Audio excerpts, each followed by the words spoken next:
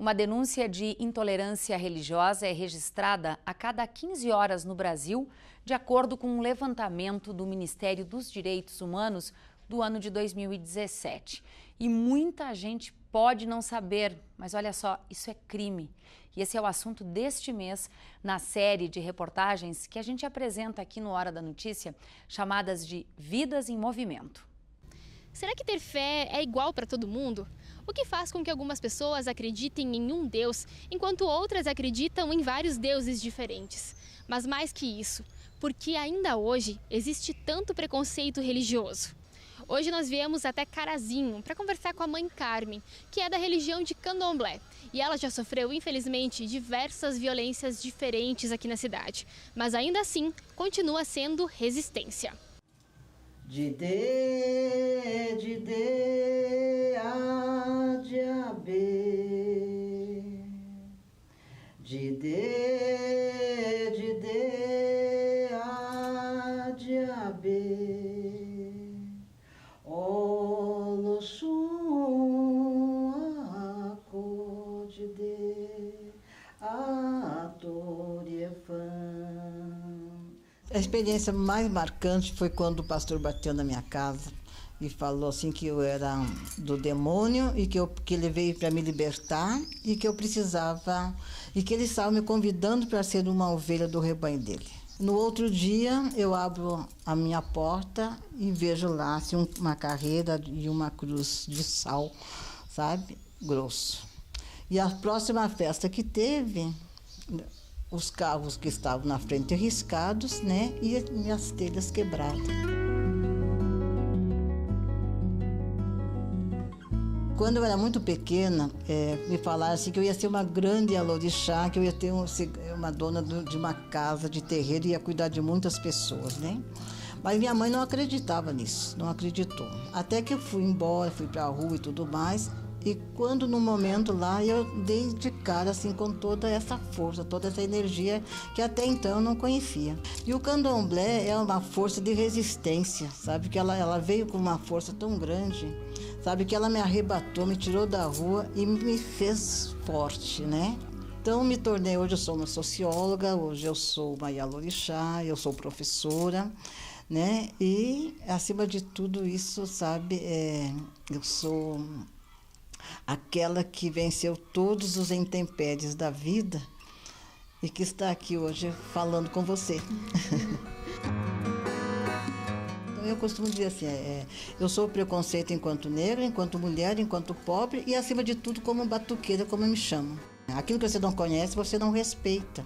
Aí você imagina muitas coisas, até que você pode, um sacrifício de animal, um sacrifício daquilo outro, né? Que você vai fazer o mal para o outro. E isso não é assim a vida, né? Candomblé é pureza, né? Quando você louva a água, né? Quando você louva o orixá, que é o fogo, que é o trovão, que é a justiça, que é a verdade. Resistência, quando eu digo eu sou mulher, eu sou yalorixá, sabe? Não sou batuqueira. Resistência é quando abro a minha porta para qualquer um e qualquer outro. E resistência é quando chego numa UPF, numa academia e mostro esses saberes ancestrais, sabe? Mostro essa história toda que é. Então resistência é isso, né? De sobreviver a tudo isso.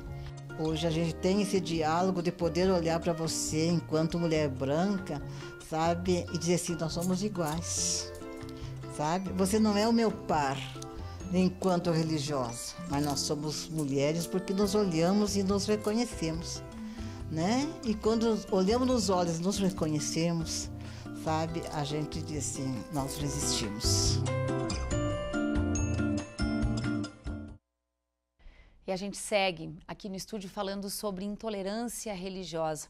Nosso convidado é o antropólogo, professor, está fazendo doutorado em antropologia social, Frederico Santos dos Santos, parceiro aqui da UPF-TV. Seja muito bem-vindo mais uma vez. Obrigado, à UPF-TV.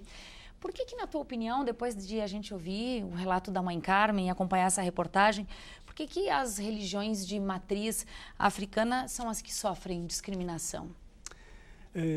Nós temos uma tradição de uma orientação do conhecimento baseada numa tradição religiosa católico-cristã, né? Uma matriz que orienta a nossa compreensão do mundo, e aí nesse leque você inclui os católicos, evangélicos, toda uma tradição que nos orienta a compreender o que é certo e errado, bom e mal, nossos tabus do corpo, saúde e doença. Isso aparece para nós como natural. Quando nós observamos uma outra matriz religiosa baseada em saberes africanos, que são orientados por uma outra lógica, por uma oralidade, por gestos e danças, que o corpo tem um papel fundamental, a gente considera isso muito chocante com a nossa tradição. E aí nós temos uma tendência a repulsar essas tradições, essa cultura, né? Então, isso tem aumentado nos últimos anos a intolerância, as denúncias contra essas práticas religiosas que são tão importantes na cultura brasileira. Pois é, justamente aí que eu queria entrar. A percepção que se tem é de que há um aumento na intolerância com relação à questão religiosa. Na tua visão, como um estudioso dessa área procede, ela vem aumentando mesmo? A gente trouxe aí no início da reportagem um dado que é de 2017. É provável que esse número seja maior? Como interpretar esse número? Nos últimos anos nós temos observado que essas denúncias, não sei se tem aumentado, ou as políticas públicas que colocaram a cultura e a história da África em pauta a partir das leis 10.639 com 11.645, os negros e negras começaram a ter mais voz, né? Então, por conta disso, eles começaram também a fazer denúncias que já haviam sofrido há longos tempos. Então, provavelmente, talvez não tenha aumentado o número de casos, mas as denúncias começaram a ser mais ouvidas pelos órgãos e pelas políticas públicas, né? Em que medida, Fred, uma mulher ela é mais discriminada do que um homem em relação à sua escolha religiosa? Usando o caso da Mãe Carmen, que ela tem um lugar de fala bastante importante na região. Ela fala a partir de um ponto de vista de mulher e negra. E aí tem um marcador de desigualdade, especialmente numa cidade como a nossa, marcada pelo machismo e pela tradição religiosa cristã, do qual ela tem que lutar constantemente para se fazer ouvida quanto mulher e quanto negra.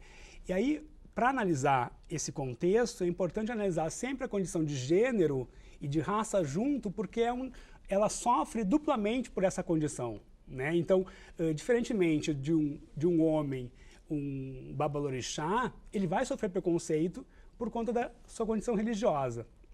Mas se ele for negro, tem um marcador de diferença, desigualdade ali. E se ela for mulher, isso se multiplica ainda mais. Então, é mais difícil para ela ser resistente numa condição de mulher negra e alorixá, né? O que a gente pode fazer para mudar essa situação e para diminuir e para reduzir a discriminação? Eu acho que tem duas coisas que são fundamentais, né? Legislação e políticas públicas que contribuam para isso, né? Uma das razões para que esse preconceito e esse racismo aumente em relação a essas tradições religiosas deve ser a falta de conhecimento, como essas práticas funcionam, né? Então, cria-se um mito de que essas religiões são baseadas em demônios, em diabos, e é totalmente diferente. Tem um culto ali de divindades que grande parte da nossa sociedade desconhece, e esse desconhecimento faz com que as pessoas rejeitem. Então, uma grande função para combater essas práticas intolerantes cabe à universidade, através de cursos que promovam esse conhecimento, nas escolas que façam esse debate. E nisso reside um fator fundamental, que é a Lei 10.639 e 11.645, que coloca como obrigatória a cultura e história africana nas escolas e na universidade. Então, é um subsídio tanto para os professores, quanto os educadores e para os alunos e pais, que esses profissionais possam abordar isso com conhecimento, com científico, e não por valores morais que rejeitam essas práticas, né? Certo. Obrigada pelas informações. Um bom trabalho para você. Obrigada.